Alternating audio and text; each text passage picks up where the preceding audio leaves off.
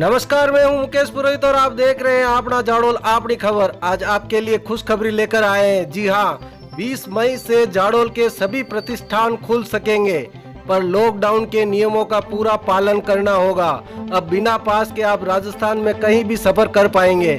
ज्यादा जानकारी के लिए हमारे साथ फोन लाइन पर मौजूद है जाडोल एसडीएम साहब। तो आइए जानते हैं क्या और कैसे खुलेंगे बाजार।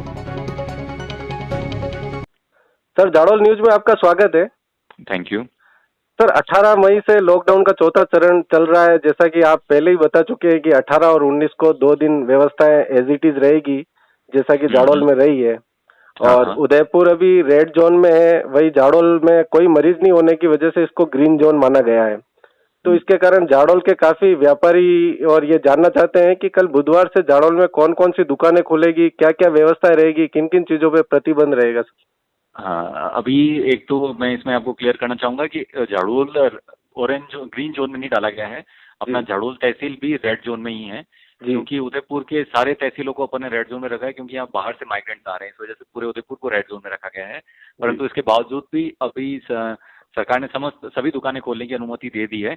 और इस दौरान बस कुछ बातों का ध्यान रखना होगा कि जैसे दुकान के बाहर दुकान के अंदर 2 से ज्यादा ग्राहक एक समय पे नहीं रह सकते हैं।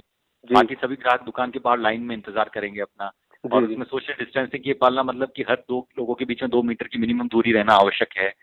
तो इन चीजों का, और कोई भी अगर ग्राहक बिना मास्क के आता है तो उसको दुकानदार कोई सामान बेच नहीं सकता है। अगर दुकानदार बेचता है तो उस पे फाइन, दुकानदार पे फाइन लगाया जाएगा। तो इन चीजों का ध्यान रखना होगा। इसी के साथ सारी रेस्टोरेंट्स, दुकानें, जो मिठाई की दुकानें हुई, ये सब खुल सकती हैं। और इसमें केवल टेक अवे और होम डिलीवरी अलाउ होगी। आप उस दुकान में बैठ नहीं सकते, दुकान के अंदर नहीं जा सकते, वहाँ बैठ के नहीं खा सकते। आप वहाँ से सामान पैक करवा के ले जा सकते हैं। इसी के साथ नाई, सैलून, ब्यूटी पार्लर ये सब खुले हैं। इसमें भी ऐसा प्रतिबंध रहेगा कि जो लोग उस टाइम बाल कटवा रहे हैं या जो उस टाइम सर्विस ले रहे हैं, केवल वो लोग ही दुकान के अंदर रह सकते हैं। बाकी सब लोग दुकान के बाहर रहेंगे। और उसमें उस दौरान भी नाई को मास्क पहनना, उसको बार बार अपने इक्विपमेंट को सैनिटाइज करना, सैनिटाइजर का उपयोग करना, ये सब जरूरी रहेगा।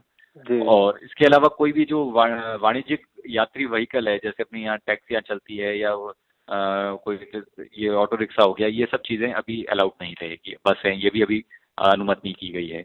इसके अलावा आप दुकान का समय अपन ने जरूर बढ़ा दिया है। समय अपन ने सुबह 8 बजे से शाम की 6 बजे तक कर दिया है।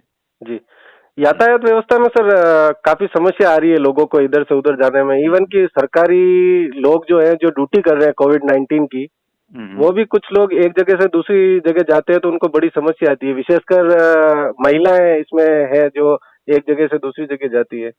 तो ऐसे में उनको काफी समस्या का सामना करना पड़ रहा है। इसके लिए कुछ व्यवस्थाएं जो सरकार के आदेश हैं और जो कलेक्टर महोदय के आदेश आए हैं, उसके तहत अपन ने कोई वाणिज्यिक वाहन जो है, यात्री वाहन, उनको अलाउ नहीं कर रखा है। तो अभी आपको अगर इधर उधर मूवमेंट करना है तो बेसिकली आपको अपने ही व्हीकल से मूवमेंट करना होगा, स्वयं के वाहन से। और हमने जो भी ड्यूटी लगाई है उसमें हर जगह ये कोशिश की है कि उस बंदे की ड्यूटी उसी के गाँव में या उसी के आसपास के क्षेत्र में लगे। तो जनरली किसी का भी इतना मूवमेंट ज्यादा रखा नहीं है। परंतु अगर कोई और कर्मचारी हैं जिसको उदयपुर रिपोर्ट करना होता है, जो भी है, तो उन्हें अपने स्तर से व्यवस्था करनी होगी वाहन की। उसमें कोई नए वाहन की अपन अनुमति नहीं दे सकते हैं। तो उदयपुर के लिए निजी वाहन से आया जाया जा सकता है? जा सकता है, पास की कहीं आवश्यकता नहीं है। निजी वाहन से आप पूरे राजस्थान में मूव कर सकते हैं बिना पास के। ये बहुत पहले ही आदेश निकल चुका है, 4-5 दिन हो गए इसमें।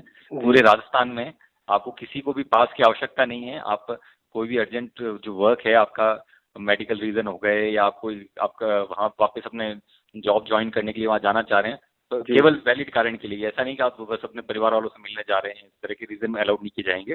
परंतु बाकी वैलिड रीजन पे आप पूरे राजस्थान में बिना पास के मूव कर सकते हैं। जी। और सर कुछ जानकारी आप देना चाहेंगे जाडोल में? और इसके अलावा कुछ 2-3 जो बिंदु और मैं बताना चाहूंगा कि एक तो जो भी विवाह रिलेटेड समारोह है, उसमें आपको उपखंड कार्यालय से पहले परमिशन लेनी होगी। और उसमें एक समय पे 50 से ज्यादा लोग नहीं आ सकते किसी भी स्थिति में। साथ ही अंतिम संस्कार और उन चीजों में आपको परमिशन की आवश्यकता नहीं है, परंतु एक समय पे 20 से ज्यादा लोग उपस्थित नहीं हो सकते हैं। अगर इनकी पालना नहीं की जाती है तो जो अभी रिसेंटली अध्यादेश आया है राजस्थान सरकार का, उसके तहत फाइन लगाया जाएगा। और इन दुकानों पे और इन सब पे भी हमने अभी टीमें बना दी है हमारी तहसीलदार के अंदर। और ये टीमें जा जाके दुकान का निरीक्षण करना, उसमें ये चीजें कि रूल्स की पालना हो रही है कि नहीं हो रही, ये देखा जाएगा। तो अगर कोई पालना नहीं करता तो उस पर भी फाइन लगाया जाएगा। साथ ही पान, गुटखा और तंबाकू, इसके विक्रय पे पूर्णतया प्रतिबंध रहेगा।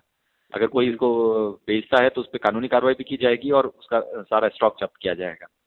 और इसके साथ ही एक जो अब झाड़ोल के लोगों से मेरी अपील जो रहेगी वो ये है कि आप, एक तो 65 साल से ज्यादा उम्र के लोग हुए, 10 साल से कम उम्र के बच्चे हुए, गर्भवती महिलाएं हुई, और इसी तरह से कुछ लोग जिनको हार्ट की कोई बीमारी हो, सांस लेने की कोई तकलीफ होती, किडनी, लंग्स और इनके रिलेटेड कोई समस्याएं हैं, अस्थमा जैसी हुई, कैंसर, HIV, एड्स, ये जो बीमारी वाले लोग हैं, ये सबसे ज्यादा इनमें खतरा रहता है कोरोना की वजह से। तो ये लोग हमेशा अपने घरों में ही रहे, जब तक कि आपको कोई ऐसा जरूरी कार्य नहीं होता या कोई आपको मेडिकल रीजन की वजह से बाहर निकलना पड़े, वो अलग बात है, परंतु अन्यथा आप अपने घरों में ही रहें। जी। तो इस चीज का ध्यान रखें। और ये अभी जो लॉकडाउन 4 है, ये एक तरह से अपने लिए ट्रांजिशन फेज है कि अभी अपन एकदम स्ट्रिक्ट रूल्स की पालना करवा रहे थे, अब अभी ऐसा है कि अब ये इस फेज में अपन को लॉकडाउन के साथ, ये कोरोना के साथ जीना सीखना पड़ेगा बेसिकली। बिल्कुल, आप सारे मार्केट आप ओपन रहेंगे, आप सारी गतिविधियां कर सकते हैं, पर एट द सेम टाइम आपके पास कुछ रेस्ट्रिक्शन है जिनकी पालना सुनिश्चित करना होगा, अन्यथा आप पे कानूनी कार्रवाई होगी। जी। झाड़ोल न्यूज से बात करने के सर बहुत बहुत धन्यवाद। Thank you.